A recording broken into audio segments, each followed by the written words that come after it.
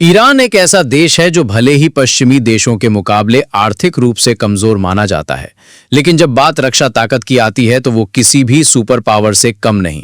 पिछले कई दशकों से ईरान ने अपने हथियारों को खुद विकसित किया है और अब उसके पास ऐसे खतरनाक हथियार हैं जिनसे अमेरिका और इजराइल जैसे देश भी डरते हैं।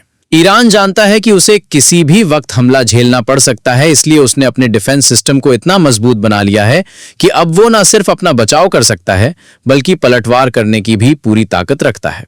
ईरान के पास जो हथियार हैं उनमें सबसे पहले बात आती है उसकी फतह 110 मिसाइल की। ये जमीन से जमीन पर मार करने वाली एक बैलिस्टिक मिसाइल है जो करीब 300 किलोमीटर तक मार कर सकती है। इसका सबसे खतरनाक पहलू यह है कि इसे ट्रक पर रखकर कहीं भी ले जाया जा सकता है और वहां से फायर किया जा सकता है, यानी एक चलती फिरती तबाही है।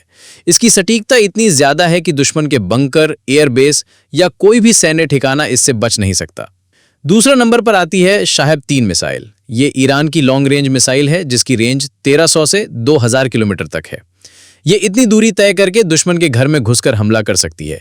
इसे नॉर्थ कोरिया की मिसाइल तकनीक से तैयार किया गया है, लेकिन ईरान ने इसे अपने तरीके से और ज्यादा घातक बना दिया है। इसकी स्पीड इतनी ज्यादा है कि दुश्मन को संभलने तक का मौका नहीं मिलता। इसमें परमाणु हथियार लगाने की क्षमता भी है, जिससे इसकी खतरनाकी कई गुना बढ़ जाती है। ईरान की तीसरी सबसे खतरनाक ताकत है उसका ड्रोन सिस्टम, खासकर उसका शाहीद 136 ड्रोन, जिसे कमिकाजे ड्रोन कहा जाता है। ये ड्रोन एक बार हवा में छोड़ा जाए तो अपने लक्ष्य से टकराकर खुद को बॉम्ब की तरह उड़ा देता है। ये सस्ता, हल्का और बेहद खतरनाक है। इसे रडार से पकड़ पाना भी मुश्किल होता है। इस ड्रोन की मदद से ईरान ने कई बार इजराइल और सऊदी अरब के ठिकानों को नुकसान पहुंचाया है। ये ड्रोन दुश्मन के एयरबेस, रडार स्टेशन और तेल के डिपो को टारगेट करने में बहुत असरदार है। चौथी ताकत है ईरान की पनडुब्बी से छोड़ी जाने वाली टॉर्पीडो प्रणाली।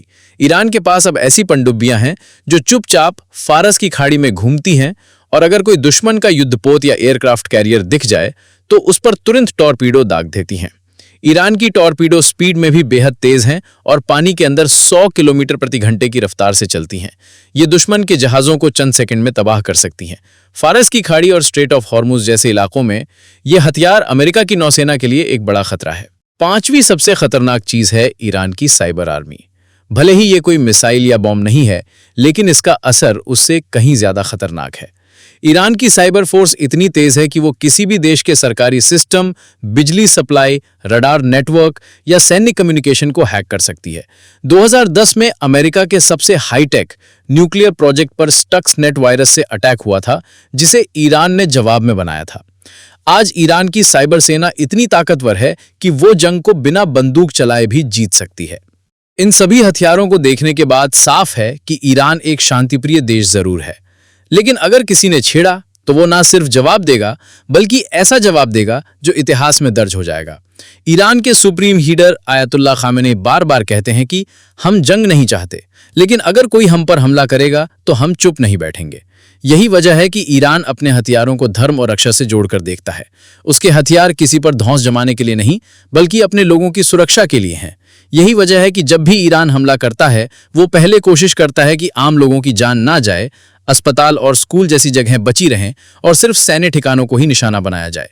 आज जब दुनिया तीसरे विश्व युद्ध की आशंका से डरी हुई है, ईरान का ये हथियारों का नेटवर्क उसकी सबसे बड़ी ताकत बनकर उभरा है। दुश्मन जानते हैं कि अगर ईरान को छेड़ा गया तो जवाब ऐसा मिलेगा जो शायद कोई कल्पना भी नहीं कर सकता। इसलिए ईरान को कमजोर समझने की गलती अब कोई नहीं करता। उसकी ताकत अब उसके हथियार नहीं, उसकी समझदारी और संयम भी है जो उसे और भी खतरनाक बनाता है।